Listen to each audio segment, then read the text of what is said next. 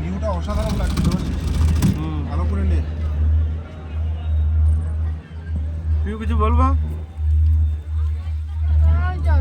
জাতির জনকের জন্য? হ্যাঁ, জাতির উদ্দেশ্যে বিপুলদার দ্বারাই হবে নাকি? বিপুলদা তুমি কিছু বলতে চাও? এই যে ক্যামেরা এখন তোমার দিকে, তুমি কিছু। না না, তুই সামনেই রাখ, এই ভিউটা মিস করিস না। বলতে চাই জাতির জন্য পুজো দিলাম, নেতাজি আমার বলতে বিপুলদা। পুজো দিলাম, পুজোর তো ফিলিংস মানে not so good not so bad, কিন্তু এই রোপওয়ে থেকে নামার সময় যে ভিউটা, এইটা মনটা ভরে গেল। চারিদিকে লাইট জ্বলছে আর আমরা আস্তে আস্তে আস্তে আস্তে রোপওয়ে থেকে নামছি। অসাধারণ একটা ভিউ, পাহাড়ের গা বেয়ে নামছি পুরো। ফিলিংসটা অন্যরকম, এটা ঠিক ভাষায় প্রকাশ করা যাবে না।